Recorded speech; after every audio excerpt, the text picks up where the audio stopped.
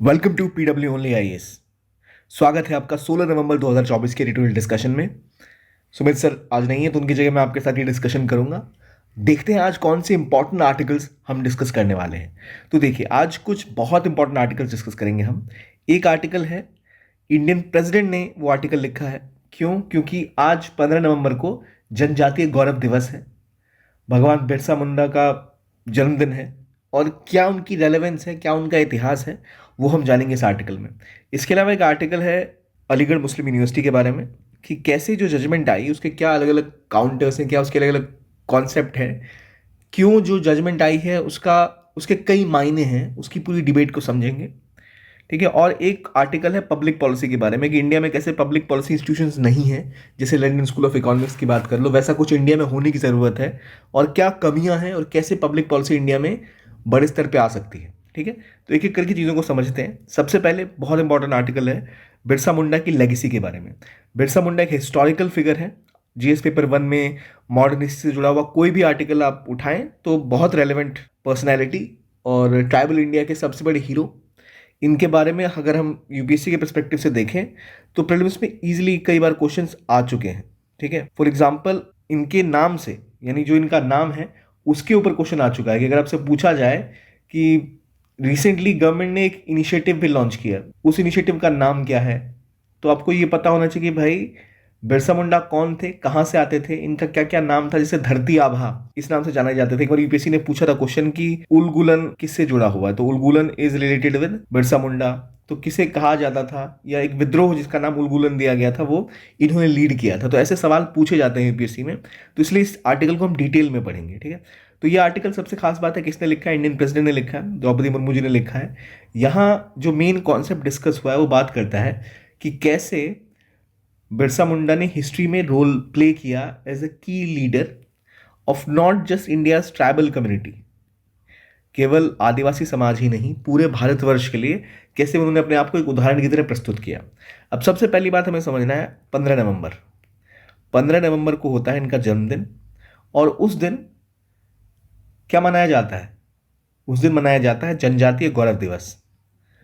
जनजातीय गौरव दिवस, इसका मतलब ये एक रियलाइजेशन है कि जो ट्राइबल कम्युनिटी है भारत की, उनका एक जो इतिहास है उसको हम रिकॉग्नाइज कर रहे हैं। तो recognising the history, the struggle of the leaders, ये एक इंपॉर्टेंट एस्पेक्ट है जो इस आर्टिकल में डिस्कस किया गया है। ठीक है। तो बिरसा मुंडा कहाँ से थे? बिरसा मुंडा झारखंड से थे। और उनकी जो लेगेसी रही है, हालांकि वो ज़्यादा दिन नहीं जी पाए थे, अपने छोटे से जीवन में उन्होंने बहुत बड़ा रोल प्ले किया था और ब्रिटिश रेजिस्टेंस के एक हीरो रहे थे। और अगर हम बिरसा मुंडा की बात करें तो इन्हें भगवान बिरसा मुंडा भी कहा जाता है। इनके दो प्राइमरी रोल रहे, एक तो रेसिस्टेंस जो इन्होंने ब्रिटिशर्स के खिलाफ दिखाया, और दूसरा इन्हें भगवान इसलिए भी कहते थे क्योंकि ये हीलिंग का काम भी करते थे, लोगों की सेवा करना, या कोई बीमार पड़ा तो उसका इलाज करना। पॉइंट ही आ गया था, कहा जाता था कि ये किसी को भी ठीक कर सकते हैं। तो इसीलिए इनका इन दोनों एरियाज में रोल था। ब्रिटिश अथॉरिटीज़ जब लोगों को परेशान कर रही थी, जब उनको बेदखल कर रही थी उनकी ज़मीनों से, उनको उनकी ज़मीन ग्रैब कर रही थी, तो उसके खिलाफ जो इनजस्टिस था उसके खिलाफ ये खड़े हुए थे। और इसीलिए इन्हें धरती आभा कहा जाता है। धरती आभा का मतलब होता है फादर ऑफ अर्थ, धरती आभा। ठीक है। और धरती आभा के नाम से एक स्कीम भी गवर्नमेंट ने इसी इसी महीने, आप लास्ट मंथ कह सकते हो, रिलीज की थी। ठीक है। ट्राइबल वेलफेयर को ध्यान में रखते हुए एक पीएम जनमन स्कीम है वो थी, और एक धरती आभा जनजातीय ग्राम उत्कर्ष अभियान, धरती आभा जनजातीय ग्राम उत्कर्ष अभियान, ये लॉन्च किया गया है, जहां पर जो गवर्नमेंट है जितने भी ट्राइबल मेजोरिटी वाले गांव हैं उन सब में जितनी बेसिक फैसिलिटीज है सबको पहुंचाने की जिम्मेदारी लेती है, अलग अलग मंत्रालय को कोऑर्डिनेट करवा के। तो वो लॉन्च हुआ है, तो वो जुड़ा हुआ इस नाम से है, धरती आबा किसे कहते हैं, तो बिरसा मुंडा जी को। और उलगुलन ये कहा जाता है इन्होंने ऑर्गेनाइज किया था विद्रोह, या जिसे आप आम भाषा में मुंडा रिबिलियन भी कहते हैं, जो 1890s में हुआ था ब्रिटिशर्स के खिलाफ। तो वो कुछ प्राइमरी चीज़ें हैं। अगर आपसे पूछा जाए धरती आबा कौन है, या उलगुलन किन्होंने स्टार्ट किया, उलगुलन का मतलब विद्रोह होता है, या द अपराइजिंग, या मुंडा रिबिलियन, इस पे क्वेश्चन हालांकि यूपीएससी पूछ चुकी है एक बार प्रीलिम्स में, तो इसलिए इंपॉर्टेंट हो जाता है ये सब समझना हमारे लिए। तो ये इंपॉर्टेंट चीज़ इस आर्टिकल में डिस्कस्ड है कि उलगुलन जो था वो केवल एक विद्रोह नहीं था, ये दो चीज़ों की बात थी। एक, यहाँ लड़ाई थी जस्टिस की, और यहाँ लड़ाई थी कल्चरल आइडेंटिटी की। तो जो इनकी अंडरस्टैंडिंग थी ना समाज की, उसको लेकर ही आगे आए, और इन्होंने बिना, एक कह सकते हैं डायरेक्ट, लोगों की ज़िंदगी में हस्तक्षेप किए, उन्हें एक तरह से खड़ा किया कि वो सपोर्ट में उनके आए और ब्रिटिशर्स के खिलाफ खड़े हों। देखिए, महात्मा गांधी ने एक बड़ा रोल निभाया था, जहां उन्होंने लीड किया था, गाइड किया था लोगों को। लेकिन बिरसा मुंडा की लेगेसी ये रही कि इन्होंने जब लोगों को गाइड किया तो लोग अपनी जान देने को भी तैयार थे। और ट्राइबल लोगों का जो अधिकार होता है वो मेन मुद्दा उठा ही क्यों? देखिए, ट्राइबल पॉपुलेशन इंडिया की थी, उनका कंट्रोल हुआ करता था ज़मीन के ऊपर, वहाँ सदियों से रह रहे थे। जब ब्रिटिशर्स आए तो उन्हें आदत थी कि यूरोप में जो भी ट्राइबल लोग थे उनको वो खत्म कर देते थे। जिस भी जगह जाते थे, अमेरिका वो गए तो जो वहाँ की इंडिजिनस पॉपुलेशन है उसको उन्होंने खत्म कर दिया, उनकी ज़मीनों पर कब्जा कर लिया और फिर अपने स्टाइल से वहाँ पर इंडस्ट्रीज लगाई या रहने लग गए। यहाँ बिरसा मुंडा ने बताया कि कैसे ये ज़रूरी है कि जो ट्राइबल लोगों की राइट है कि अपनी ज़मीन और अपने ज़मीन पे बिना किसी के हस्तक्षेप के उनका अधिकार होना चाहिए कल्टीवेशन का, उसको प्रोटेक्ट करना ज़रूरी है, जो ब्रिटिशर्स की समझ से ही बाहर था। जो ट्राइबल कस्टम्स की बात हम करते हैं और जो ट्राइबल आप वैल्यूज़ की बात करते हैं उनको प्रोटेक्ट करना। देखिए, कई देश ऐसे हैं जहां पर ट्राइबल कस्टम्स और वैल्यूज़ को बिल्कुल प्रोटेक्ट नहीं किया गया। अमेरिका में, ऑस्ट्रेलिया में तो मारा गया बिल्कुल इंडिजिनस पॉपुलेशन को। लेकिन इंडिया में आदिवासी समाज और ट्राइबल ग्रुप जो है उसकी पहचान को प्रोटेक्ट करना, उसकी आइडेंटिटी को प्रोटेक्ट करना इंडिया में एक कॉन्स्टिट्यूशनल वैल्यू भी है और भारतीय गवर्नमेंट की अलग अलग पॉलिसीज के ऊपर ध्यान भी दे रही है। और अब समय आ चुका है कि हम ये भी रिकॉग्नाइज करें कि उनका एक बड़ा रोल है इन इंडियाज डेवलपमेंट स्टोरी, क्योंकि उन्हीं की ज़मीनों से हम सारे रिसोर्सेज लेते हैं, उन्हीं रिसोर्सेज का इस्तेमाल हम बाद में अपने हित के लिए करते हैं। तो उनको डेवलपमेंट की स्टोरी का पार्ट बनाना और उनको उसका फ़ायदा पहुंचाना भी हमारा इंपॉर्टेंट रोल है।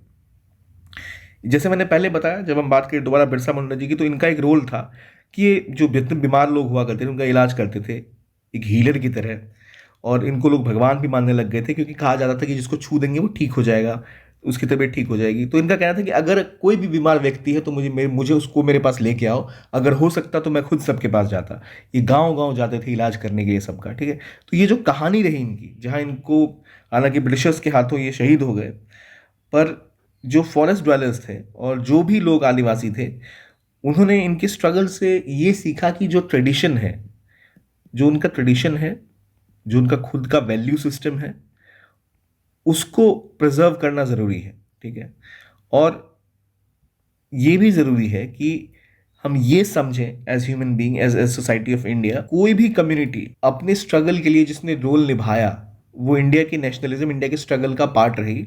और उनकी चीज़ों को सेलिब्रेट करना बहुत ज़रूरी है, जो काफ़ी समय तक इंडिया में हुआ नहीं था। हमने ट्राइबल पॉपुलेशंस की स्ट्रगल्स को, उनकी हीरोज़ को उस तरह से नहीं सेलिब्रेट किया जैसे हम बाकी ये जैसे हीरोज़ को करते हैं।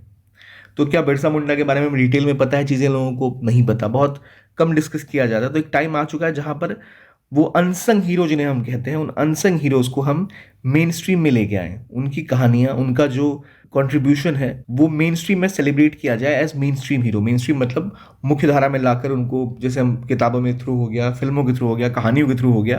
तो अब जाकर हम देख सकते हैं कि ये सही में कुछ हद तक सेलिब्रेट किया जा रहा है। इस आर्टिकल में लिखा गया है कि जैसे आज़ादी का अमृत महोत्सव है, उसमें इंडिया का जो हिस्ट्री है, जो कल्चर है, जो अचीवमेंट है, उसमें जो पैट्रियट्स थे, जो पहले कम जिनके बारे में पता था लोगों को, उनको भी सेलिब्रेट किया गया है।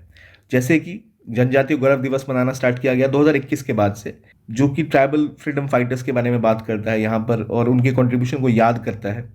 और ये भी समझाता है कैसे इंडिया की जो हिस्ट्री रही है उसमें ट्राइबल कम्युनिटी का, ट्राइबल हीरोज़ का जो रोल है वो हमने भूला नहीं है। जो राष्ट्रपति जी हैं वो यहाँ कहती हैं कि कैसे जब वो एक एज अ चाइल्ड थी तो वो माफ़ी मांगती थी अपने पिता से कि जब उन्होंने कभी सूखी लकड़ी भी कहीं से तोड़ ली होती थी। क्योंकि जो एक ट्राइबल पॉपुलेशन है उसका ये मत होता है, ट्राइबल सोसाइटी जो होती है वो किस पे बेस्ड होती है। हमारी जो सोसाइटी है जिसमें हम रह रहे हैं अभी, मेन स्ट्रीम, आप दिल्ली में, मुंबई में, लखनऊ में, पटना में, कहीं भी रहो, तो जो आप सोसाइटी में रहते हो वहाँ पर फोकस किस पे होता है, या आप किस चीज़ पे फोकस करते हो कि आपकी इंडिविजुअल हैप्पीनेस क्या है, आपकी इंडिविजुअल राइट क्या है।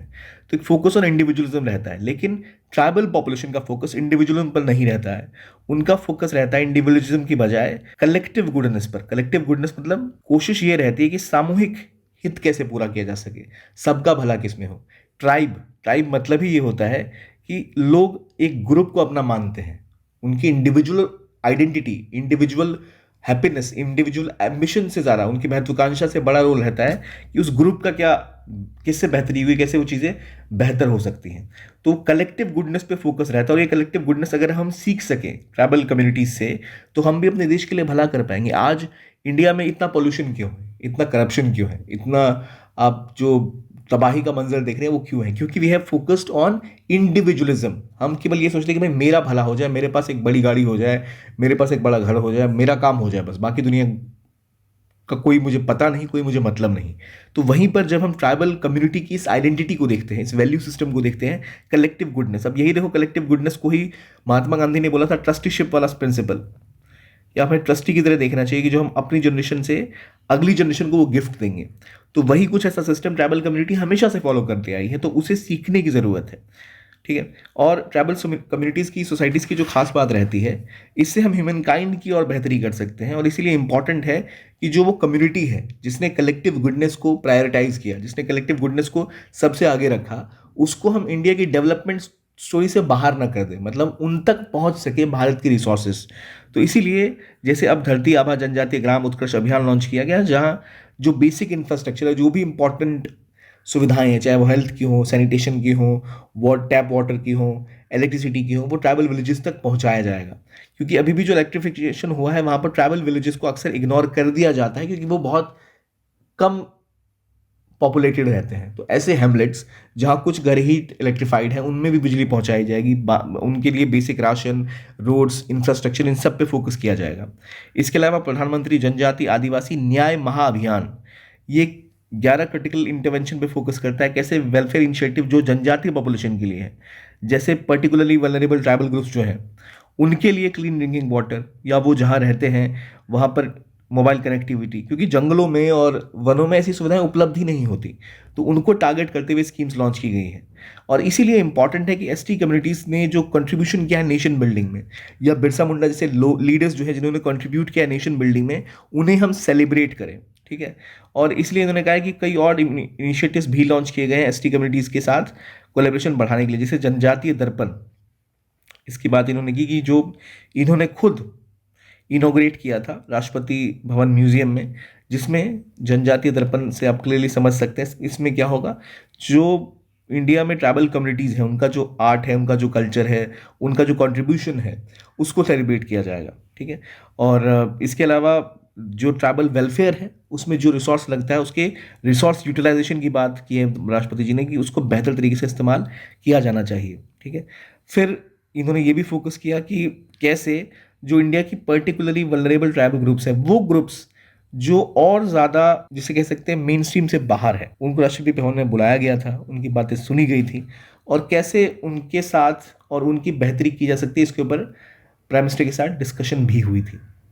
तो ये दिखाता है कि कैसे जब आज हम इस समय में जब हम बिरसा मुंडा जी की हम 150th बर्थ एनिवर्सरी मना रहे हैं, तो ये भी ज़रूरी है कि ना सिर्फ हम उनके कंट्रीब्यूशन को याद करें, बल्कि जो उनके एस्पिरेशन थे, जैसे फ्रीडम हो गया, जस्टिस हो गया, आइडेंटिटी हो गई, डिग्निटी हो गई, उसको हम अपने आम जीवन में भी अडॉप्ट करें। ये जो की एस्पेक्ट है कि कैसे डिग्निटी, कैसे ट्राइबल डिग्निटी को हम सेलिब्रेट करें, उनकी आइडेंटिटी को हम सेलिब्रेट करें और रिकॉग्नाइज करें, केवल उनको हाशिए पे ना छोड़ दें। तो माय पॉइंट इज, ये हमने समझा भगवान बिरसा मुंडा का क्या रोल था। ठीक है। गवर्नमेंट ने रिसेंटली क्या ट्राइबल कम्युनिटीज़ के लिए इनिशिएटिव लॉन्च किए हैं, राष्ट्रपति का आर्टिकल है ये, तो उन्होंने बहुत डिटेल में बताया क्या क्या चीज़ें और गवर्नमेंट की ओर से स्टार्ट की गई हैं, ये सारी हमें पता होनी चाहिए। ठीक है। अब अगले आर्टिकल पे आते हैं। इंडिया को पब्लिक पॉलिसी स्कूल्स की रिक्वायरमेंट है। पब्लिक पॉलिसी जीएस पेपर 2 में बहुत रेलेवेंट है। पब्लिक एडमिनिस्ट्रेशन में बड़ा रोल रहता है पब्लिक पॉलिसी का। पब्लिक पॉलिसी कहाँ से डेवलप होगी भाई? पब्लिक पॉलिसी डेवलप करने के लिए आपको स्कूल चाहिए होते हैं, जैसे London school of economics, LSE, इसका नाम आपने ज़रूर सुना होगा। LSE एक ऐसा इंस्टीट्यूशन है जहाँ दुनिया भर के जो इम्पोर्टेंट पॉलिसी मेकर्स हैं वहाँ पॉलिसी का कोर्स करने जाते हैं, वहाँ से जो पॉलिसी निकलती है उसको दुनिया भर में अडॉप्ट किया जाता है। इसके अलावा आप देख लो John F Kennedy school of government है, जिसे हार्वर्ड का पॉलिसी स्कूल भी कहते हैं, हार्वर्ड कैनेडी स्कूल। वैसे कोई स्कूल इंडिया में नहीं है। पब्लिक पॉलिसी का मतलब होता है कि पॉलिसी मेकिंग में पब्लिक पॉलिसी स्कूल्स का रोल ये रहता है कि मान लो अगर हम बात करें भारत में, तो एक पॉलिसी बनेगी, मान लो टेलीकॉम पॉलिसी की बात करते हैं। टेलीकॉम पॉलिसी जब आज बन रही है, तो क्या जो अभी मंत्रालय में या जो अभी पॉलिटिशियन बैठे हैं उन्हें पता है कि 6G टेक्नोलॉजी कैसे डिफरेंट है 3G से? या आपको और मुझे पता है कि क्या प्रभाव हो सकता है 6G टेक्नोलॉजी का जो 5G या 4G में नहीं है? हमें नहीं पता। हमें नहीं पता कि IoT, इंटरनेट ऑफ थिंग्स जो है वो किस तरह काम करेगी। इसलिए हमें उन चेंजेस को समझ के अपने पॉलिसी मेकिंग में क्या बदलाव करने चाहिए, क्या हमें पता है? नहीं। क्या हमारे लीडर्स को पता होगा? नहीं, क्योंकि उनके पास टाइम भी नहीं है, उनके पास वो एक्सपर्टीज भी नहीं है, और ये ह्यूमनली पॉसिबल भी नहीं है। तो ऐसे इंस्टीट्यूशंस जो पब्लिक पॉलिसी के ऊपर काम करते हैं, वो उन चीज़ों का, उन टेक्नोलॉजिकल इंटरवेंशन का, चाहे 6G हो, चाहे फिर इंटरनेट ऑफ थिंग्स हो, चाहे आप AI की बात कर लो, उसका क्या प्रभाव पड़ेगा आम जीवन पर व्यक्ति की, और कैसे उसका इस्तेमाल करके पॉलिसी को बेहतर किया जा सकता है, इसको समझ सकते हैं, इसको स्टडी कर सकते हैं। लेकिन हमारे नेता अभी तो नहीं कर सकते, उनको वो सपोर्ट चाहिए होगा। तो इसलिए ऐसे स्कूल्स जहाँ पर पब्लिक पॉलिसी की पढ़ाई होती है, वहाँ लोगों को सिखाया जाता है। हमारे इंजीनियर्स AI में लीड कर रहे हैं, पर क्या वो पॉलिसी मेकिंग जानते हैं इसके बारे में? नहीं, क्योंकि इंजीनियरिंग कॉलेजेस में आपको AI क्या होता है, इंटरनेट क्या होता है, ये पढ़ाया जाता है, प्रोग्रामिंग सिखाई जाती है, पर आपको ये नहीं सिखाया जाता कि उसका क्या रोल है, कैसे उसको आप पॉलिसी मेकिंग में यूज़ करते हो, किस तरह से जो डेमोक्रेटिक स्ट्रक्चर है उसमें किस तरह इन चीज़ों का इस्तेमाल किया जाए, कैसे इंस्टीट्यूशंस बिल्ड किए जाए। तो इसीलिए बहुत इंपॉर्टेंट है कि आपके पास पब्लिक पॉलिसी के इंस्टीट्यूशंस हो, जो कि डिसीजन मेकर्स को और अवेयर बनाए, डिसीजन मेकर्स को ट्रेन करें, और उनका एक तभी रोल बनता है जब वो इन्फ्लुएंस क्रिएट कर पाए। इन्फ्लुएंस क्रिएट करना मतलब, अगर मान लो भारत में पब्लिक पॉलिसी स्कूल्स खुले हैं, और वो पब्लिक पॉलिसी स्कूल रिसर्च कर रहे हैं पब्लिक पॉलिसी के ऊपर, लेकिन वो किसी नेता से मिल नहीं सकते, ब्यूरोक्रेट उनको कोई वैल्यू नहीं देता, तो फिर कोई फायदा ही नहीं। इसलिए बहुत इंपॉर्टेंट है कि जो पब्लिक पॉलिसी कमेंटेटर्स हैं, जो पब्लिक पॉलिसी के ऊपर काम कर रहे हैं, उनको एक्सपोजर मिले, उनको एक रोल मिले कि वो भी डिबेट का पार्ट हो, एकेडमिक्स में, सिविल सोसाइटी ग्रुप में, पॉलिसी को इन्फ्लुएंस कर पाएँ। जब जब मिनिस्ट्री आपकी प्लान कर रही है कोई स्कीम, या फिर कोई ऐसा बिल पास हो रहा है, तो उनके साथ विमर्श किया जाए। और बहुत इंपॉर्टेंट है कि डिसीजन मेकिंग में, जो अभी इंडिया में गया ना, कि सारा पावर किसके पास है? अब एग्जीक्यूटिव की बात करते हो, ब्यूरोक्रेसी की बात करते हो, IAS की बात करते हो, तो वहां पर जो पब्लिक पॉलिसी इंस्टीट्यूशंस हैं, उनकी राय लेना, उनको अगर हम एक पार्ट बना सकें इस पूरे सिस्टम का, तो हम बेहतर तरीके से चीज़ों को अप्लाई कर पाएंगे। तो इसीलिए ये बड़ा इंपॉर्टेंट है। होता यह है कि इंडिया में डिसीजन मेकिंग किसके पास है? एग्जीक्यूटिव के पास है, और जो पॉलिटिकल पावर है वही होल्ड करते हैं जो पॉलिटिशियंस हैं, और इसीलिए गवर्नमेंट ऑफिशियल्स, ब्यूरोक्रेट्स और पॉलिटिशियन के अलावा बाकी किसी के लिए स्कोप नहीं बचता।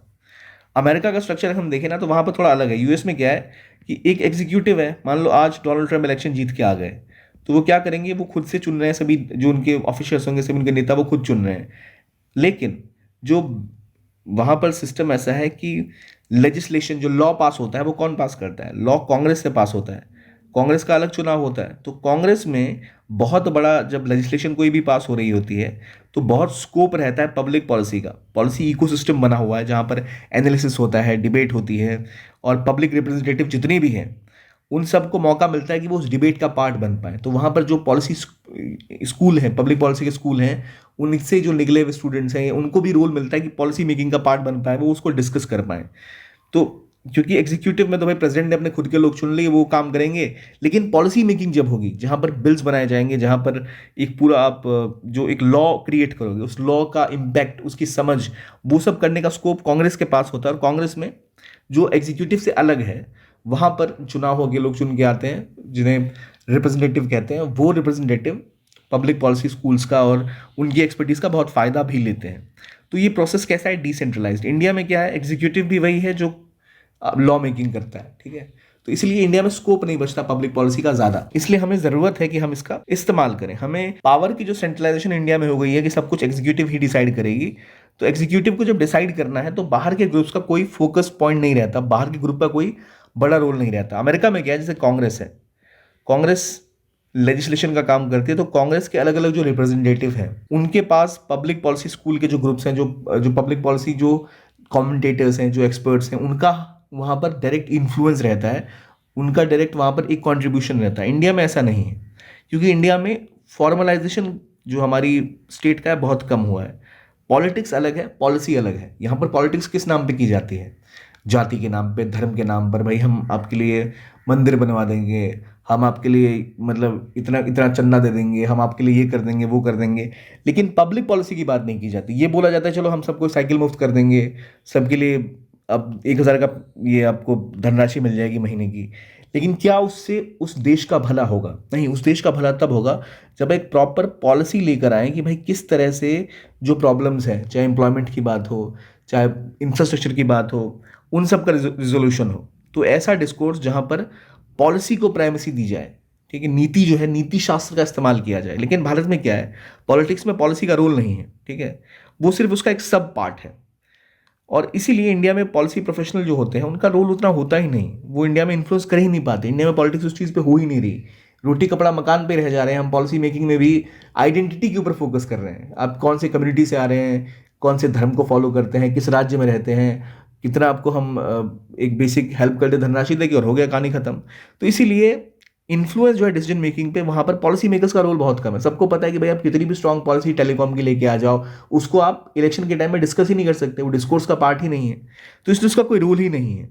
और इसलिए पब्लिक लाइफ में ये सारे जो जो सरकारें बदलती भी हैं, चीज़ें बदलती भी हैं, वहाँ पर कोई ऐसा रोल हमें देखने को मिलता नहीं है, चीज़ें साइड लाइन रहती हैं। तो बड़ा इंपॉर्टेंट है कि think tanks, media, civil society groups ये एक इन्फ्लुएंस बना के रख सकें, लेकिन पॉलिसी मेकिंग में इनका इन्फ्लुएंस और बड़ा हो, ठीक है। तो ये इंडिया में नहीं, कई जगह और ऐसी समस्याएं आती हैं जहाँ पर पब्लिक पॉलिसी स्कूल्स को वो रोल नहीं मिलता जो उनको मिलना चाहिए। ऐसे पब्लिक पॉलिसी स्कूल्स को और उनसे जो निकले हुए स्टूडेंट्स हैं, जो उनसे निकले हुए स्कॉलर्स हैं, उनको हमें अपनी पॉलिटिकल पावर का हिस्सा बनाना पड़ेगा। क्योंकि उनके पास और ऐसे स्टूडेंट्स के पास एक खास बात होती है कि उनके पास ट्रेडिशनल पॉलिसी एक्सपर्टीज होती है। उनको पता होता है कि ट्रेडिशनली पॉलिसी कैसे काम करती है, पॉलिसी का क्या रोल है, किस तरह अप्लाई किया जाता है। प्लस उन्हें अब ज़रूरत यह है कि भारत की एक खास चीज़ और समझ सकें कि भाई पावर डायनेमिक्स क्या है। नॉर्मली जो लोग होंगे उनको ट्रेडिशनल पता होगा, मॉडर्न पता होगा, भाई पॉलिसी मेकिंग कैसे हो रही है, क्या बदलाव हो रहे हैं, इन्हीं पे वो लिमिटेड रहते हैं। लेकिन अमेरिका में मान लो क्या होगा, जो पॉलिसी मेकर होगा उसे पता होगा कि एक पॉलिसी का बेसिक सिस्टम क्या होता है, प्लस कैसे उसे अप्लाई किया जाए मैक्सिमम आउटपुट के लिए। भारत में लेकिन चीज़ें अलग हैं। पॉलिटिक्स में कास्ट इंपॉर्टेंट है, रीजन इंपॉर्टेंट है। तो अगर हम अपने स्टूडेंट्स को ये बताएं कि भाई ट्रेडिशनल पॉलिसी तो आप पढ़ो ही पढ़ो, प्लस इंडिया की जो यूनिक रियलिटी है उसको भी आप पढ़ो। The uniqueness of Indian political system, the uniqueness of Indian social system, सामाजिक और राजनीतिक जो व्यवस्था है उसकी जो सच्चाई है वो समझनी बहुत ज़रूरी है। अगर इंडिया में पॉलिसी मेकर्स और स्टूडेंट्स ये भी समझ पाएंगे तो हम बेहतर स्थिति में हो पाएंगे। हमें स्टूडेंट्स को सिखाना पड़ेगा कि इंडिया में इनफॉर्मल नेटवर्क है। कि इनफॉर्मल नेटवर्क कैसा है कि सिर्फ यही नहीं कि आप एग्जीक्यूटिव है या जो लेजिस्लेचर है वही सब कुछ डिसाइड करेंगे। इंडिया में पूरा एक स्ट्रक्चर बना हुआ, सोशल डायनामिक्स है। कोई भी लॉ मेकिंग, कोई भी पॉलिसी मेकिंग, उसमें कई सारे प्लेयर्स को देख के ध्यान में रख के चीज़ें की जाती हैं कि भाई कौन सी कास्ट ग्रुप के क्या लोग हैं, कितने रिलीजन के लोग हैं, क्या चीज़ें हैं, क्या यहाँ पर प्रभाव करेगा। तो इसलिए हमें ट्रेडिशनल पॉलिसी से बियॉन्ड जाकर देखना पड़ेगा पावर कैसे असल में काम करती है।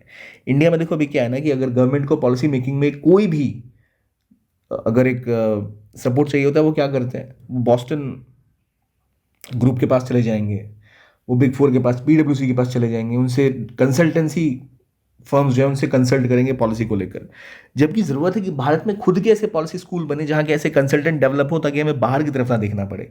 इंडिया में लोग लाखों करोड़ों रुपए खर्च करते हैं बाहर से जाकर पब्लिक पॉलिसी में एमबीए करने के लिए। पब्लिक पॉलिसी में एमबीए करके आते हो, फिर इंडिया में जो फर्म्स हैं जैसे एसएनपी हो गया, पीडब्ल्यूसी हो गया, या आप बात कर लो Boston global financing Boston global के ऐसे ग्रुप्स में आप ईवाई की बात कर लो, इसमें आप पार्टिसिपेट करते हो और फिर वहाँ से आप गवर्नमेंट आपसे कंसल्टिंग करती है कि भाई क्या करना चाहिए पॉलिसी मेकिंग में।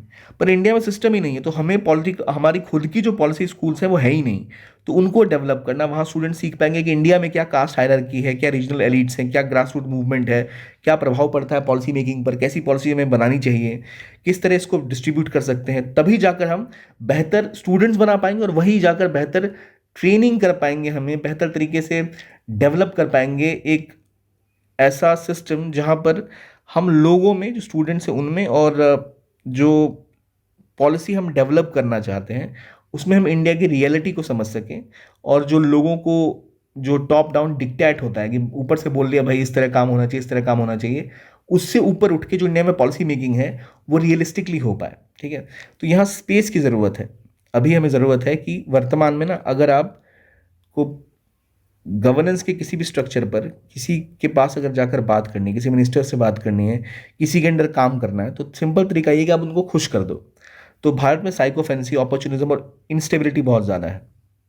अगर आपको इन्फ्लुएंस चाहिए तो आपको एग्जीक्यूटिव के पास जाना पड़ेगा, तभी जा पाओगे जब आप उनकी वाहवाही करोगे। तो ये एक समस्या है। तो इसलिए हमें पब्लिक पॉलिसी स्कूल्स बिल्ड करने पड़ेंगे जो नेशन बिल्डिंग पे फोकस करें, इंस्टीट्यूशनल स्पेस क्रिएट करें जिनमें कि लेजिटिमेसी और इन्फ्लुएंस हो जो कि डेप्थ पर बेस्ड हो, यानी जो स्कूल हैं उनकी जो लेजिटिमेसी है, उनको जो वैल्यू मिलती है वो इसलिए नहीं मिलती कि किसके करीब हैं, कौन सा नेता उनको जानता है, किसकी वो साइकोफेंसी कर सकते हैं, बल्कि इससे मिले कि भाई कितना क्वालिटी ये रिसर्च का काम करें, कितनी अच्छी पॉलिसी मेकिंग पे रिसर्च है इनका, कितने इनकी वजह से पब्लिक इंटरवेंशन हुआ है और क्या क्वालिटी है इनका। ठीक है, और इसके लिए हमें रिफॉर्म्स की ज़रूरत होगी कि हम पार्टनरशिप डेवलप करें अलग अलग लेवल पे, नेशन बिल्डर्स के साथ उनको आइडेंटिफाई करें अक्रॉस द पॉलिटिकल स्पेक्ट्रम, चाहे पॉलिटिकल पार्टीज हों, अलग अक्रॉस द पॉलिटिकल सेक्टर्स, चाहे अलग अलग सेक्टर्स हों, वहाँ पर जो पॉलिटिकल लीडर्स हैं, जो हमारे ब्यूरोक्रेट्स हैं, उनको पब्लिक पॉलिसी को अपने डिस्कोर्स का, अपनी आपसी बातचीत का, अपने विचारों का पार्ट बनाना चाहिए, ताकि वो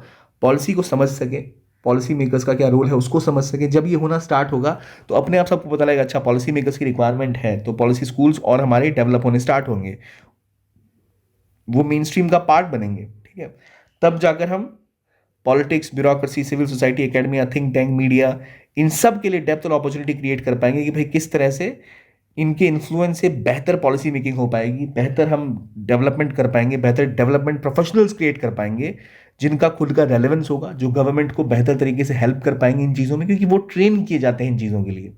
तो ये एक स्टेबल चैनल बनाएगा पॉलिसी इनपुट का कि भाई सबको पता है कि भाई कोई ब्यूरोक्रेट है तो वो भी पॉलिसी लेवल पे इनपुट ले रहे हैं क्या करना चाहिए, कोई नेता है तो वो जब अपनी कॉन्स्टिट्यूंसी की बात करते हैं तो वो भी पॉलिसी लेवल इनपुट लेंगे क्या करना चाहिए।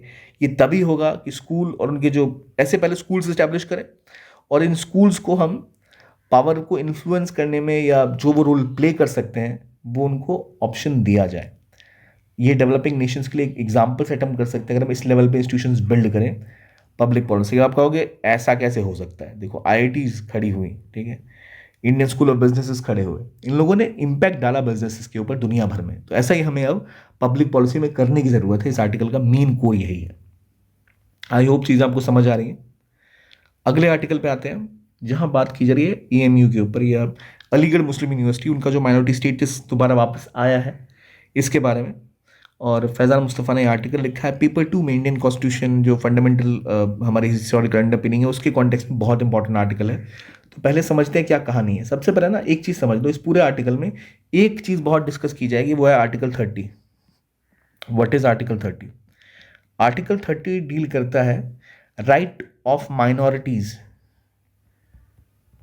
To establish and administer their education institutions. जो माइनॉरिटी है उसके पास अधिकार है कि वो अपने खुद के इंस्टीट्यूशंस को स्टैब्लिश भी कर सकता है, उसको रन भी कर सकते हैं। ठीक है, चाहे वो रिलीजन की माइनॉरिटी हो, लैंग्वेज की माइनॉरिटी हो। ठीक है, तो ये एक बेसिक कॉन्स्टिट्यूशन आर्टिकल है जिसके हिसाब से चीज़ें सारी डिस्कस की जाएंगी। ठीक है, अब एक चीज़ और है माओ। आज जिस अलीगढ़ मुस्लिम यूनिवर्सिटी को हम देख रहे हैं वो पहले किसी और नाम से जानी जाती थी। इनको अब चाइना वाला माओ समझ लेना। ये है Mohammedan Anglo oriental college. Mohammedan Anglo oriental college ये असल में स्टार्ट हुआ था 1875 में। इसको स्टार्ट किया था सर सैयद अहमद खान ने। ठीक है, और ये इनिशियली एक प्राइमरी स्कूल था, बाद में और बढ़ता गया और बाद में अलीगढ़ मुस्लिम यूनिवर्सिटी का भी इसने स्वरूप ले लिया। तो हमें पता है कि माओ कॉलेज इन्होंने स्टैब्लिश किया और आज एएमयू इंडिया के टॉप इंस्टीट्यूशंस में से एक है। तो उस समय से लेके आज तक, ठीक है, इनका कहना है कि फैज़ान मुस्तफ़ा के कि 1857 के बाद मुस्लिम एजुकेशन और कल्चरल एक्टिविटी का सबसे बड़ा कोई हब रहा इंडिया में तो वो अलीगढ़ मुस्लिम यूनिवर्सिटी ही रही है, माओ कॉलेज जिसे हम कह सकते हैं पहले। लेकिन 1967 में सुप्रीम कोर्ट ने अजीज़ बादशाह केस में ये बोला था कि इंडिया में ये जो है इंस्टीट्यूशन ये ना मुस्लिम्स के द्वारा इस्टेब्लिश किया गया है और ना ही उनके द्वारा एडमिनिस्टर किया जाता है, इसलिए एक माइनॉरिटी इंस्टीट्यूशन नहीं है। देखिए हुआ ये था कि जब ये कॉलेज बन के खड़ा हुआ उसके बाद 1947 में इंडिया आज़ाद हुआ तो फिर इंडिया में एक्ट आने स्टार्ट हुए। एक्ट के तहत ये यूनिवर्सिटी खड़ी हुई। ठीक है, और जब पोस्ट आज़ादी के बाद इंडिया में एज अ एक्ट इस इंस्टीट्यूशन को खड़ा किया गया है तो बोला गया भाई इसको जो यूनिवर्सिटी है इसको रिकॉग्निशन मिली कैसे, गवर्नमेंट के एक्ट के थ्रू, और इसका एडमिनिस्ट्रेशन भी जो है वो केवल मुस्लिम्स नहीं करते हैं, इसलिए ये माइनॉरिटी इंस्टीट्यूशन नहीं है। ये बात कही गई थी 1967 की सुप्रीम कोर्ट की जजमेंट में। उसके बाद क्या हुआ, एक लॉ पास कराया गया पार्लियामेंट में कि नहीं ऐसा नहीं है, ये माइनॉरिटी इंस्टीट्यूशन है। फिर 2006 के आसपास इलाहाबाद हाई कोर्ट ने दोबारा बोला कि नहीं ये माइनॉरिटी इंस्टीट्यूशन नहीं है, जो आपने चेंजेस किए हैं, जो अमेंडमेंट की है वो इलीगल है। तो उसके बाद फिर ये केस चला और अब जाके सुप्रीम कोर्ट ने जजमेंट दी है। ये इसका बैकग्राउंड है, ठीक है। तो यहाँ पहले आप समझो माओ कॉलेज स्टैब्लिश कब हुआ और सुप्रीम कोर्ट की जजमेंट अजीज बादशाह केस में क्या थी, और इस अजीज बादशाह केस की जो जजमेंट थी इसके विरोध में जाते हुए अब सुप्रीम कोर्ट की जो नई जजमेंट आई है उसमें वो कह रही है कि नहीं, ये गलत है। इस 7 जज बेंच ने जजमेंट दी है, ये माइनॉरिटी राइट्स के ऊपर एक बहुत बड़ा रोल निभाते हैं और अजीज बादशाह केस की जजमेंट के को इन्होंने ओवरटर्न कर दिया है, कंप्लीटली उसको ओवर रूल कर दिया है। जो जजमेंट है वो 4/3 की आई है। 4 एग्रीमेंट में थे कि हाँ ये माइनॉरिटी इंस्टीट्यूशन है, 3 ऐसे थे जो नहीं है। इस आर्टिकल में ये बताया गया है कि जजमेंट 4/3 की नहीं थी। कई ऐसे ऐसे पॉइंट्स थे जहां पर सब एग्री कर रहे थे। यहां पर ये भी बोला गया कि अगर आप ओवरऑल देखो तो ये 6-1 की जजमेंट थी, 4-3 की नहीं, क्योंकि एक कई चीज़ों को लेकर यूनानिमिटी थी सभी जजेस के बीच में। यहाँ पर जो जज डिसेंट कर रहे थे उनका ये मानना था कि जो अलीगढ़ मुस्लिम यूनिवर्सिटी एक्ट है जिसके तहत इसको स्टैब्लिश किया गया, उसके अंदर कई स्टैचुटरी प्रोविजंस हैं, ठीक है। लेकिन इस बात पर जो लोग डिसेंट कर रहे थे वो भी मान रहे थे कि केवल किसी इंस्टीट्यूशन को, जैसे अलीगढ़ मुस्लिम यूनिवर्सिटी को आप अलीगढ़ मुस्लिम यूनिवर्सिटी एक्ट के तहत इस्टेब्लिश करते हो, वो इंडियन सिस्टम का पार्ट बनती है एजुकेशन का, केवल इस एक्ट की वजह से आप ये बोलोगे नहीं भाई ये तो एक्ट के तहत बना है तो ये माइनॉरिटी इंस्टीट्यूशन नहीं हो सकता, तो उससे आप माइनॉरिटी कैरेक्टर डिसाइड नहीं कर सकते हो। आपको किसी भी इंस्टीट्यूशन की लेगेसी को देखना पड़ेगा। लेगेसी मतलब कब ये स्टैब्लिश हुआ, कैसे स्टैब्लिश हुआ, और इस चीज़ के ऊपर लगभग सब एग्री कर रहे थे। तो वो जो हमें 4-3 का जजमेंट दिखता है वो असल में और ज़्यादा कॉम्प्रिहेंसिव था, जजेस कई चीज़ों पर एग्री कर रहे थे और कुछ बेसिक चीज़ों में ही इनके बीच में डिफरेंस था। अलीगढ़ की जजमेंट ये एएमयू की 2024 वाली आई, इनमें कहना है कि जो डिसेंट्स हुए हैं जिन जजेस के, वो डिसेंट आर्टिकल 30 को लेके नहीं थे या इन चीज़ को लेके नहीं थे कि माइनॉरिटीज़ के पास राइट होना चाहिए अपने इंस्टीट्यूशन खड़े करने का, बल्कि ये किसी और केसेस का एक किसी और तरीके का एक डिसेंट था। कैसा डिसेंट था वो जरा समझते हैं। इन्होंने कहा कि जो लोग एग्री नहीं कर रहे हैं उन जजेस का क्या लॉजिक था वो ध्यान दिया है इन्होंने, कि दीपांकर दत्ता, उन्होंने माना कि वो माइनॉरिटी के अंदर एक माइनॉरिटी हैं और उनका मानना है कि इनके व्यूज़ बाकी 2 जजेस से काफ़ी डिफरेंट। 3 लोग डिसएग्री कर रहे थे। दीपांकर दत्त ने कहा कि मैं उन बाकी 2 से भी डिसेंट करता हूँ, मतलब उनसे विचार अलग हूँ। तो उनका कहना यह है कि 1981 में एक जजमेंट थी जिसके हिसाब से आप गिनते हो कि भाई जजेस का कोड क्या है, किस तरह वो एग्री कर रहे हैं। तो अगर 1981 वाले रेफरेंस की तरफ जाओ तो ये जजमेंट 4/3 है। लेकिन अगर आप 2019 के रेफरेंस से देखो तो ये जजमेंट 6:1 है, यानी 6 जज एक तरफ और एक दूसरी तरफ, मतलब बहुत ज़्यादा यूनानिमस सा ये डिसीजन था। इसमें आप ये नहीं कह सकते कि 4/3 का डिसीजन देखने के बाद हमें ऐसा लगता है कि लगभग सारे जजेस एग्री नहीं कर रहे थे, पर मेजरली इसमें सब एग्री कर रहे थे। पर ये जो रूल आया है, जो जजमेंट आई, इसके बाद एक चीज़ जो पहला हुआ वो हुआ सुप्रीम कोर्ट की पहले की एक जजमेंट को ओवर रूल किया गया। तो क्या एक पुरानी जजमेंट को ओवर रूल करना जस्टिफाइड है? तो इस आर्टिकल में भी मेंशन किया गया और हमने हिस्टोरिकली भी देखा है कि इंडिया में सुप्रीम कोर्ट ने टाइम के साथ अपनी पुरानी जजमेंट को रेक्टिफाई किया है। कई जगह जो गलतियां थी, कई जगह जो चीज़ें थी जो बदली गई। इसका फेमस केस है AK गोपालन केस और मेनका गांधी केस। AK गोपालन केस तक हम ये कह सकते थे कि भारत में प्रोसीजर इस्टेब्लिश बाय लॉ माना जाता था। प्रोसीजर इस्टेब्लिश बाय लॉ कुछ ऐसा होता है कि अगर लॉ के हिसाब से आप कोई भी चीज़ कर रहे हो, मान लो सरकार के पास अधिकार है कि वो कुछ नियम कायदे बना दे, अगर वो जो नियम कायदे संविधान में लिखे हुए हैं उसके तहत जाकर कोई नियम बनाती है तो नियम कैसा भी हो वो जस्टिफाइड है। फॉर एग्जाम्पल, अगर गवर्नमेंट लीगली जो लीगल प्रोसीजर है उसको फॉलो करते हुए एक ऐसा लॉ ले आए कि जो व्यक्ति सुबह उठ के नहीं नहाएगा उसको हम फांसी लगा देंगे या उसको 10 साल की जेल भेज देंगे, अगर वो लॉ को, नियमों को पालन करते हुए वो लॉ बना है, यानी जो इस्टेब्लिश प्रोसीजर है उस प्रोसीजर को फॉलो करते हुए लॉ बना दिया कि भाई जो नहीं नहाया उसको 10 साल की जेल है, तो वो लॉ लीगल होगा, वो लॉ वैलिड होगा, because it has been establish by the procedure establish by the law. लेकिन फिर एक होता है ड्यू प्रोसेस ऑफ लॉ, कि भाई जो आप कर रहे हो, जो आपका लॉ बना है, क्या वो सही भी है या नहीं, रैशनल है या नहीं। पहले रैशनैलिटी का टेस्ट नहीं हुआ करता था। AK गोपालन केस में बोला गया था प्रोसीजर इस्टेब्लिश बाय लॉ के हिसाब से गवर्नमेंट आपकी जान ले ले तो भी चलेगा, लेकिन बाद में वो चेंज किया सुप्रीम कोर्ट ने मेनका गांधी के अंदर। तो हमें दिखता है कि कैसे एक प्रोग्रेशन दिखाई दिया। सिमिलरली पुत्तुस्वामी केस जो 2017 में आया, उसमें 8 जज बेंच ने MP शर्मा के केस को ओवररूल कर दिया। MP शर्मा केस में राइट टू प्राइवेसी को फंडामेंटल राइट नहीं किया गया था। यहां पर क्या किया गया, यहां पर बोला गया कि हाँ ये right to privacy fundamental right है। तो कई सारे ऐसे डिसीजन है जहां पर सुप्रीम कोर्ट अपनी ही जजमेंट को ओवररूल करती है। तो इसमें कोई अचरज वाली बात नहीं, उल्टा हम ये कह सकते हैं कि ये एक बेहतर तरीका है जहां सुप्रीम कोर्ट रेक्टिफाई कर रही है, समय के साथ अपने आप को चेंज कर रही है, अडेप्ट कर रही है। यहाँ ये बोला गया कि माइनॉरिटीज़ को, एक चीज़ बोला गया इस एएमयू की जजमेंट में कि एएमयू को माइनॉरिटी पहली बात एडमिनिस्टर नहीं कर रहे हैं। जो इनका बॉडी है जो इस इंस्टीट्यूशन को मॉनिटर करती है, एडमिनिस्टर करती है, जो उनके डायरेक्टर्स हैं, जो बोर्ड में बैठे हैं, वो केवल माइनॉरिटीज़ नहीं हैं। इसीलिए जैसे आर्टिकल 30 मैंने पहले बोला कि right of minorities to establish an institution and to administer it, वो अपना खुद का इंस्टीट्यूशन बना सकते हैं, उसको एडमिनिस्टर भी कर सकते हैं।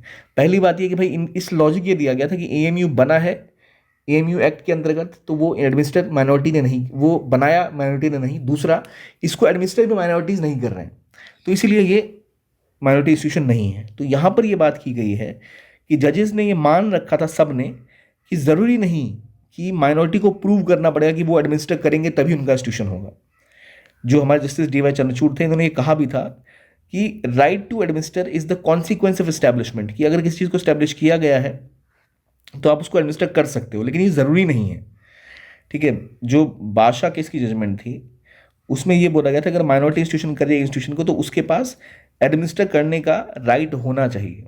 ये एक अलग डिबेट, थोड़ा सा कॉम्प्लिकेट हो रहा है, मैं इसको और थोड़ा सा सिंप्लीफाई करता हूँ कि मान लो आपके पास ये राइट है कि आप एक इंस्टीट्यूशन बना सकते हो। आपने एक इंस्टीट्यूशन बनाया, आपने खुद का अपना एक स्कूल खोला, आपके स्कूल का नाम है चाय पब्लिक स्कूल। ठीक है, आपने चाय पब्लिक स्कूल बनाया, आपने खुद के लिए बनाया है, जो चाय पीने वाले लोग हैं उनके लिए आपने बना दिया। अब क्योंकि आपने वो स्कूल बनाया है इसलिए उसको कोई तो चलाएगा। अब आपने स्कूल बनाया, आपने उसके नियम बनाए कि जो लोग चाय पीते हैं उनके लिए स्कूल काम करेगा, तो उसको आप ही एडमिनिस्टर करोगे, आप ही रन करोगे। यू विल इंश्योर कि भाई क्या क्या नियम होंगे, कैसी चाय, काली चाय या नॉर्मल चाय। तो क्योंकि आपने वो एडमिनिस्टर किया इसलिए आप उसको रन कर रहे हो। ठीक है, क्योंकि आप उसको रन कर रहे हो इसलिए आपने उसको बनाया, ये नहीं रियलिटी। वो तो अपने चाय पीने वालों के लिए बनाया था ना, क्योंकि बन गया है, अब आपने उसको स्थापित कर दिया है तो उसको आपको रन भी करना पड़ेगा। लेकिन अगर आपको पता रहा कि आपसे अच्छे लोग उसको रन कर सकते हो तो आप बोलोगे ठीक है कोई और रन करेगा, लेकिन उद्देश्य स्कूल का ये कि जो चाय पीने वाले बच्चे हैं उनके लिए स्कूल बनाया गया है। तो इस जजमेंट में यही बताया गया था कि जस्ट इसीलिए कि एक इंस्टीट्यूशन एडमिनिस्टर नहीं किया जा रहा, इसका मतलब ये नहीं कि माइनॉरिटी इंस्टीट्यूशन नहीं है। उसको स्टैब्लिश किस लिए किया गया था? उसको स्टैब्लिश किया गया था एज अ माइनॉरिटी इंस्टीट्यूशन। तो ज़रूरी नहीं कि जो माइनॉरिटीज़ हैं वही उसको रन करें, उनको प्रूव नहीं करना पड़ेगा कि भाई हम एडमिनिस्टर कर सकते हैं या हम करेंगे तभी वो माइनॉरिटी इंस्टीट्यूशन बोलेगा। वो तो एक प्री कंडीशन नहीं है, वो एक कॉन्सिक्वेंस है। इंस्टीट्यूशन बन गया तो उसको एडमिनिस्टर करना पड़ेगा। माइनॉरिटीज़ के लिए बना है, माइनॉरिटीज़ ने बनाया तो माइनॉरिटी उसको रन करना पड़ेगा। लेकिन नेसेसिटी नहीं है कि भाई किसी माइनॉरिटी इंस्टीट्यूशन को तभी माइनॉरिटी इंस्टीट्यूशन मानेंगे जब उसको माइनॉरिटी ही रन करेगी। यानी हमारा चाय पब्लिक स्कूल जो है वो चाय पब्लिक स्कूल तभी बनेगा जब चाय पब्लिक स्कूल को मैं रन करूं। नहीं, मैंने स्टैब्लिश कर दिया, हो सकता है कोई और उससे बेहतर उसको रन कर सकता है, नॉन चाय पीने वाला भी। तो you can not have a consequence as a precondition. ठीक है, वो कौन नतीजा है, वो स्कूल बन गया, इस्टेब्लिश हो गया इंस्टीट्यूशन, तो उसको कोई ना कोई रन करेगा। ठीक है, तो इस चीज़ को लेकर ही बात हुई थी कि नहीं सिर्फ इसलिए कि मुस्लिम या माइनॉरिटीज अभी इसको एडमिनिस्टर नहीं कर रहे इसलिए माइनॉरिटी इंस्टीट्यूशन नहीं है, ये जरूरी नहीं है। ठीक है, ये कॉन्सेप्ट गलत है। ये भी बोला गया कि जब आप एडमिनिस्ट्रेशन की बात करते हो तो टीएमए पाई फाउंडेशन की जो जजमेंट थी, जहां पर बात की गई थी डिसिप्लिन के बारे में, फीस के बारे में, और एक जेवियर्स जो जजमेंट थी वहां भी बोला गया था कि मैनेजमेंट के नाम पर minorities can not decline to follow the general pattern. देखो, जब माइनॉरिटी इंस्टीट्यूशन खड़ा होता है ना, मान लो अभी एएमयू की बात कर लें, तो एएमयू अगर माइनॉरिटी इंस्टीट्यूशन बन जाएगा तो यहाँ पे जो नॉर्मल रिजर्वेशन पॉलिसी है वो फॉलो नहीं होगी, क्योंकि एक माइनॉरिटी इंस्टीट्यूशन, सेंट जेवियर की आप बात कर लो, सेंट स्टीफेंस की बात कर लो, ये बड़े कॉलेजेस जो बड़े इंस्टीट्यूशंस हैं, यहाँ पे रिजर्वेशन नॉर्मली फॉलो नहीं होता जैसे बाकी जगह होता है। जो आपका 50% के आसपास रिजर्वेशन है वो फॉलो नहीं होगा SC ST OBC का, क्योंकि ये एक माइनॉरिटी के लिए बनाया गया इंस्टीट्यूशन है। तो वहाँ पर वो अपने कम्युनिटी के स्टूडेंट्स के लिए रिजर्वेशन रख सकते हैं, उनको जनरल पैटर्न फॉलो नहीं करना होता है। लेकिन जेवियर के केस में भी हमने देखा है कि केवल आपको मैनेजमेंट माइनॉरिटी को कर रही है, उनके पास राइट्स है, तो इसका मतलब ये नहीं कि जो मैनेजमेंट में जनरल पैटर्न है आप उसको फॉलो नहीं करोगे, कि भाई कुछ भी फीस रख दी, कुछ भी आपने डोनेशन चार्ज ले लिया। जो जेवियर की जजमेंट थी वहाँ पर 9 जज बेंच ने बोला था कि आप कुछ भी नहीं कर सकते, क्योंकि आप माइनॉरिटी इंस्टीट्यूशन हो तो सिर्फ आपके पास राइट है मैनेज करने का और आप कुछ भी करो। पॉइंट बीइंग, जेवियर जजमेंट में ये बोला गया कि जब कोई इंस्टीट्यूशन मैनेज कोई भी ग्रुप कर रहा है, चाहे माइनॉरिटी करे चाहे कोई और करे, तो उसको जनरल नियमों का ही पालन करना है। जब भाई रन करते टाइम, एडमिनिस्टर करते टाइम जनरल पैटर्न ही फॉलो करना है, तो फिर आज ये क्यों बोला जा रहा है कि क्योंकि इसको ये लोग मैनेज नहीं करे तो इनका इंस्टीट्यूशन नहीं है? ये एक डिबेट है। केरला एजुकेशन बिल में कोर्ट ने कहा था कि आर्टिकल 30 में चॉइस बहुत इंपॉर्टेंट है। ठीक है, इस्टेब्लिशमेंट में भी और एडमिनिस्ट्रेशन में भी। ये बात जेवियर केस में भी देखी जाती है। तो इसीलिए ये एक कॉन्सेप्ट आई होप आपको समझ आ गया होगा क्या मैं कहना चाह रहा हूँ। लीगल थोड़ा सा जजमेंट है, बट आई होप आपको समझ आ रहा है। फिर बात आती है डिसेंटिंग जजेस की। इन लोगों ने बोला कि जो एक्ट है जिसके तहत ये इस्टेब्लिश किया गया, उस एक्ट के तहत ये एक माइनॉरिटी इंस्टीट्यूशन नहीं है। जो जज एएमयू के माइनॉरिटी इंस्टीट्यूशन होने के खिलाफ थे, उनका मानना ये था कि जब इसको इस्टेब्लिश किया गया, जब इंडिया का इंडिपेंडेंस हुई और बाद में जब इसको इस्टेब्लिश किया गया, इसको एएमयू एक्ट के तहत इस्टेब्लिश किया गया। लेकिन ये एक चीज़ भूल रहे हैं कि जेवियर केस में जस्टिस एम एच बेग ने कहा था कि अगर कोई इंस्टीट्यूशन खड़ा किया गया है, कोई भी इंस्टीट्यूशन जो एक माइनॉरिटी इंस्टीट्यूशन है, लेकिन उस माइनॉरिटी इंस्टीट्यूशन को जब आप कोई परमिट दे रहे हो या उसको लीगैलिटी दे रहे हो, जब आप उसको कंपेल करते हो कि भाई आपको अगर ये आपको परमिट लेना है या आपको ये रिकॉग्निशन लेनी है, तो आपको जो अपना माइनॉरिटी कैरेक्टर है उसको छोड़ना पड़ेगा, तो वो चीज़ अलाउड नहीं है, वो वॉइड है और इनऑपरेटिव है। ये नहीं कि यूजीसी का सर्टिफिकेट देने के लिए एम में आपको तभी मिलेगा जब आप माइनॉरिटी कैरेक्टर छोड़ दोगे। तो उसको जेवियर केस में एम एच बेग ने कहा था गलत है, इनकॉन्स्टिट्यूशनल है। तो इसीलिए जब आप एएमयू की बात करो तो एएमयू के बारे में चीफ जस्टिस ने भी कहा था कि जब स्टैब्लिश किया गया था तो इसके नाम में इसके फाउंडर का रोल है, ठीक है। और ये बनाया ही मुस्लिम ग्रुप्स को, प्राइमरीली मोटिव यही था कि उनकी डेवलपमेंट पे इसका फोकस था। तो जस्ट बिकॉज कि एक्ट में बदलाव किए गए, एक्ट में चेंजेस किए गए, इसका मतलब ये नहीं कि आप ये बोल दो कि नहीं ये माइनॉरिटी इंस्टीट्यूशन नहीं रहा। ये लॉजिक गलत है। तो ये जेवियर केस की बात, और सीजीआई ने इसी बात का ध्यान देते हुए कहा था कि फाउंडर का नाम तक है इसमें। तो इसीलिए केवल उस एक्ट से आप ये डिसाइड नहीं कर सकते कि भाई एक्ट के तहत बना है इसलिए माइनॉरिटी इंस्टीट्यूशन नहीं है, ठीक है। इन्होंने कहा था कि गवर्नमेंट कंट्रोल को ओवर, ये ज़रूरी नहीं है। कई बार ना ऐसे ऐसे इंस्टीट्यूशंस हैं जहाँ पर गवर्नमेंट को परमिट किया है कोर्ट ने और बोला है कि भाई आप रेगुलेशन बनाओ, नियम बनाओ, ताकि जो इंस्टीट्यूशन है वो बेहतर तरीके से रन हो सके, उनमें एफिशिएंसी ज़्यादा हो। एक स्टैंडर्ड बनाओ और आप उसको बेहतर तरीके से रन कर पाओ, ठीक है। तो इसीलिए ज़रूरी नहीं कि केवल अगर गवर्नमेंट रेगुलेशन से कोई चीज़ रन हो रही है तो माइनॉरिटी वो इंस्टीट्यूशन नहीं है। गवर्नमेंट कंट्रोल का इस्तेमाल किया जाता है किसी भी इंस्टीट्यूशन में, ताकि जो नॉन माइनॉरिटी स्टूडेंट्स हैं वो भी वहाँ कर पढ़ें, तो उनको कोई भेदभाव न झेलना पड़े। जो एडमिनिस्ट्रेटिव डिसीजन है वो किसी माइनॉरिटी कम्युनिटी का हो रहा है तो बाकी लोगों को दुखी ना करे। I will again go back, तुम्हारा चाय पब्लिक स्कूल, ये मैंने बनाया इंस्टीट्यूशन किसके लिए? चाय वालों के लिए, चाय पीने वाले बच्चों के लिए स्कूल खोल दिया। इंस्टीट्यूशन में जो लोग हैं वो अगर केवल चाय पीने वाले ही होंगे, केवल वही इसको रन करेंगे, तो जो पानी पीने वाले या कॉफ़ी पीने वाले हैं उनके खिलाफ पॉलिसी बन सकती है। वहाँ पर वाटर कूलर की जगह हो सकता है केवल चाय की मशीन लगी हो, तो जो लोग चाय नहीं पीते भाई वो क्या पियेंगे? उनको तो पानी चाहिए ना पीने के लिए। तो उसी का एग्जाम्पल यहाँ सेट होता है कि अगर एक माइनॉरिटी इंस्टीट्यूशन है, उसको एफिशिएंट बनाने के लिए गवर्नमेंट कंट्रोल उसके ऊपर थोड़ा बहुत आ जाता है। गवर्नमेंट रेगुलेशन को फॉलो करते हैं। गवर्नमेंट रेगुलेशन ये इंश्योर करती है कि जो कॉमन लोग, स्टूडेंट है, जो माइनॉरिटी कम्युनिटी के नहीं है, वो भी वहाँ पढ़ रहे हैं, तो उनके अधिकारों का हनन ना हो, ठीक है। उनकी एडमिनिस्ट्रेशन एफिशिएंसी की बात की जाती है, जो डिसीजन है वो किसी के साथ भेदभाव ना करें। लेकिन गवर्नमेंट रेगुलेशन इसलिए नहीं बनाया जाता कि भैया माइनॉरिटी की बात ही नहीं की जाएगी, वो इसलिए बनाया जाता है ताकि जो नॉन माइनॉरिटी स्टूडेंट वहाँ पढ़ रहे हैं उनके साथ भी फेयर तरीके से चीज़ें की जा सकें। इसलिए ये जो लॉजिक है ये गलत है कि केवल आप कह सको कि जो एडमिनिस्ट्रेशन है अगर वो गवर्नमेंट रेगुलेशंस को फॉलो करता है या एक्ट के तहत कोई चीज़ बनी है तो माइनॉरिटी इंस्टीट्यूशन नहीं है, ठीक है। एक चीज़ और इन्होंने बोला कि ये जो है माइनॉरिटी इंस्टीट्यूशन है अलीगढ़ मुस्लिम यूनिवर्सिटी, ये एक मैटर ऑफ टाइम है और हिस्ट्री रिटन और डिक्लेयर की जाएगी इस तरह से कि माइनॉरिटी इंस्टीट्यूशन है, ये कुछ समय में बता लगेगा। देखिए हो ये गया है कि एएमयू को माइनॉरिटी इंस्टीट्यूशन डिक्लेयर तो कर दिया इसने, लेकिन आगे क्या इसकी कार्रवाई किस तरह वो ऑपरेट करेगा इसके लिए एक और बेंच बनेगी। तो क्या ये बेंच जब बनेगी तो क्या वो कुछ और बदलाव करेगी, वो समय बताएगा हमें। लेकिन अभी जो जजमेंट आई वो हम समझ चुके हैं, ठीक है। अब इसमें एक चीज़ और है कि टेस्ट ऑफ माइनॉरिटी, कोई इंस्टीट्यूशन कैसे माइनॉरिटी बनता है। केवल माइनॉरिटी इंस्टीट्यूशन बनने के लिए ज़रूरी नहीं कि उसके अंदर एक माइनॉरिटी कैरेक्टर हो। यानी एक यूनिवर्सिटी अगर होगी तो केवल वो धर्म के बारे में नहीं पढ़ाएगी, बाकी चीज़ों के बारे में भी पढ़ाएगी।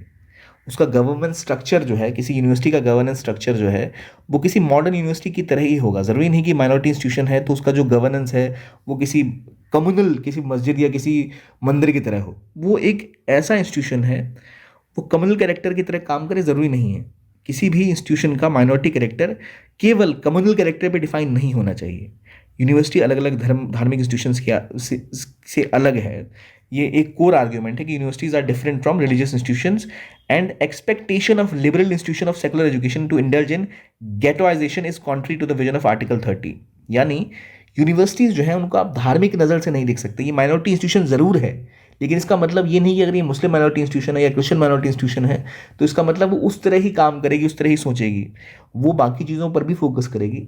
पर इसका उद्देश्य ये था कि मुस्लिम लोगों को या मुस्लिम माइनॉरिटी जो है उसको मेन स्ट्रीम में जोड़ा जाए, उनकी एजुकेशन में फोकस किया जाए। तो इसलिए सेकुलर एजुकेशन देना वो भी इसका एक बेसिक रूल है, आप उसको साइडलाइन नहीं कर सकते। ठीक है, और ये भी इन्होंने कहा जस्टिस दत्ता का व्यू था कि 30 लाख रुपए जो जमा किए गए थे वो एएमयू के लिए जमा नहीं किए गए थे, जो फैज़ान मुस्तफ़ा जी का कहना है कि गलत आर्ग्यूमेंट है। जो एक लेटर है वो बोलता है हरकोट बटलर का कि ये किस तरह यूनिवर्सिटी बनेगी, इसका उद्देश्य क्या है, वहाँ पर मेंशन किया गया है। माओ कॉलेज को जो स्टैब्लिश किया गया, और माओ कॉलेज का ही अगला स्तर है एएमयू। एएमयू में सारे के सारे जितने जो डेट हैं, जो लाइबिलिटी हैं, जो प्रिविलेज हैं, वो सारे माओ कॉलेज से ही आए हैं। वो स्टैब्लिश किया था माओ कॉलेज उस चीज़ से, और माओ कॉलेज ही बाद में एएमयू बना, तो आप उसको साइडलाइन नहीं कर सकते। माओ कॉलेज, जस्टिस सर ने माना कि एक माइनॉरिटी इंस्टीट्यूशन था, जब माओ कॉलेज माइनॉरिटी इंस्टीट्यूशन था तो ऑब्वियसली ये भी एक माइनॉरिटी इंस्टीट्यूशन ही रहेगा। और इसीलिए इस चीज़ को लेकर एक क्लैरिटी है सभी की जजमेंट में। थोड़े थोड़े अलग व्यूज़ हैं जजेस के, पर ओवरऑल सेम व्यू रख रहे हैं। या ये भी एक डिस्कशन है कि ज़रूरी नहीं कि भाई किसी माइनॉरिटी को अपने राइट्स को गिव अप करना पड़ेगा। आर्टिकल 30 के अंदर माइनॉरिटी के पास राइट है, वो अपने इंस्टीट्यूशन बना के एडमिनिस्टर कर सकते हैं। एक चीज़ और है कि एएमयू केसेस के ऊपर जितने 2024 की बात करें, 1968 की बात करें, जितनी डिबेट हुई है वो किसी और माइनॉरिटी इंस्टीट्यूशन के ऊपर नहीं हुई।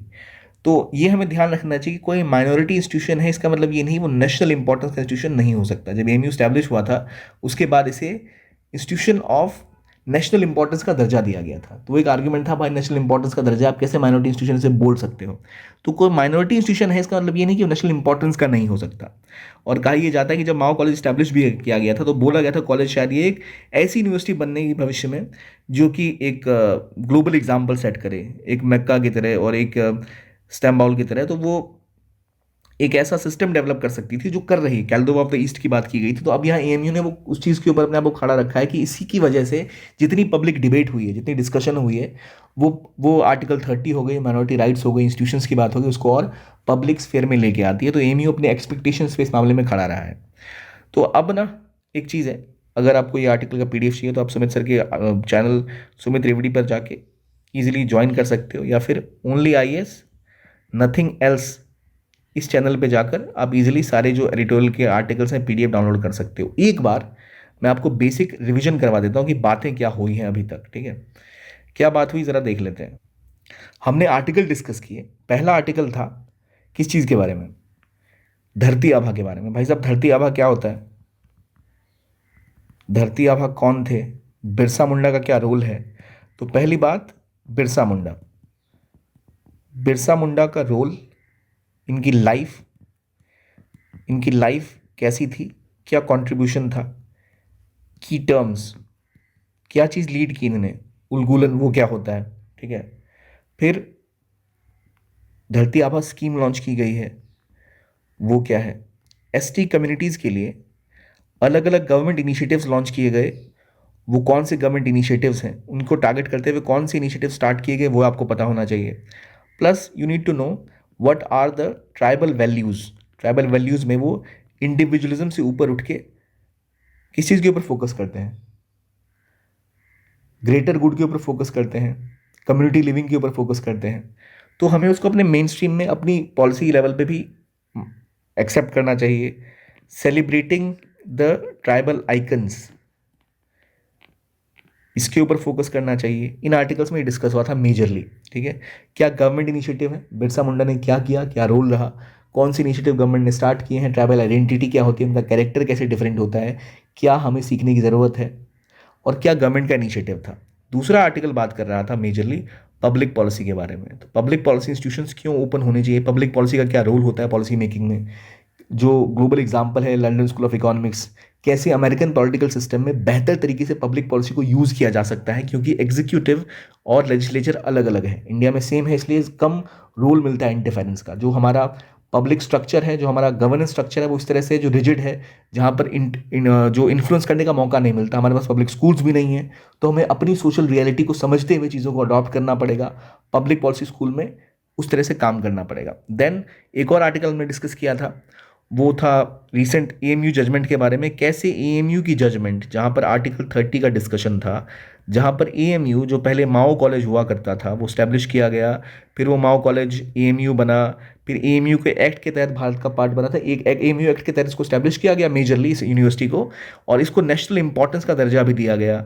वहाँ पर डिबेट चली कि जब नेशनल इंपॉर्टेंस का दर्जा मिला है, जब एएमयू एक्ट के तहत ये बना है, तो ये माओ से डिफरेंट हो गया और ये माइनॉरिटी इंस्टीट्यूशन नहीं है, नेशनल इंपॉर्टेंस वाला इंस्टीट्यूशन है। फिर 1967 की जजमेंट आती है जहाँ पर बोला जाता है नहीं ये सॉरी 67 की जजमेंट नहीं है वो, जिसमें बोला गया कि नहीं ये जो है एक माइनॉरिटी इंस्टीट्यूशन नहीं है। फिर 2024 की जजमेंट आती है जहाँ सुप्रीम कोर्ट ओवरटर्न करते हुए बोलती है हाँ ये माइनॉरिटी इंस्टीट्यूशन है। तो ये पूरी कहानी है। क्या जो माइनॉरिटी जजेस थे वहाँ पर जिन्होंने डिसेंट किया, 4/3 की जजमेंट इसको बोला जाता है, लेकिन अब 2019 के नियम के हिसाब से देखें तो ये 6-1 की जजमेंट है, जहाँ केवल एक जज ने ओवरऑल डिसेंट किया, बाकी जजेस के कुछ पॉइंट पे डिसेंट थे, कुछ पॉइंट पे डिसएग्रीमेंट थे। माइनॉरिटी इंस्टीट्यूशंस क्या होते हैं, क्या उनकी राइट्स होती हैं, क्यों एक माइनॉरिटी इंस्टीट्यूशन को एडमिनिस्टर करने के लिए ज़रूरी नहीं कि आपके पास माइनॉरिटी हो, क्यों ये ज़रूरी नहीं कि गवर्नमेंट रेगुलेशन वो फॉलो करें तो वो माइनॉरिटी इंस्टीट्यूशन नहीं होगा। इन सब चीज़ों को हमने देखा, डिस्कस किया। आई होप आपको ये आर्टिकल अच्छा लगा होगा, जो कि आर्ग्यूमेंट्स हैं हमने डिस्कस किए। आप सुमित त्रिवेदी सर के चैनल को फॉलो कर सकते हैं, वहाँ पे आप डाउनलोड कर सकते हैं इस वीडियो का पीडीएफ। आप ओनली आईएएस नथिंग एल्स को फॉलो करके भी वहाँ से ये आर्टिकल, ये पीडीएफ इस एटोल का और बहुत सारा और कंटेंट है डेवलप कर डाउनलोड कर सकते हैं और पढ़ सकते हैं। इस वीडियो के लिए इतना ही, देखने के लिए बहुत बहुत धन्यवाद। Keep on watching PW only IAS. I hope आपको सेशन अच्छा लगा होगा। अब मैंने कोशिश की थोड़े से कॉम्प्लेक्स आर्टिकल्स थे सिंप्लीफाई करने की। आप डाउट्स पूछ सकते हैं, will discuss that may be next class. Thanks for watching and have a nice day.